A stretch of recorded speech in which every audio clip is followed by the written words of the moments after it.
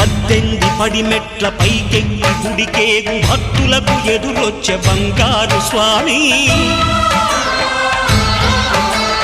ఇరుముడులు స్పృశించి శుభమనుచు దీవించి జన బృందముల చేరే జగమేలు స్వామి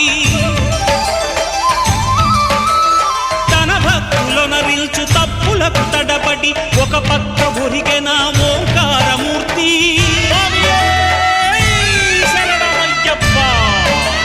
స్వాములందరూ తనకు సాయము కాగా ధీమంతుడై లేచే ఆ కన్య స్వామి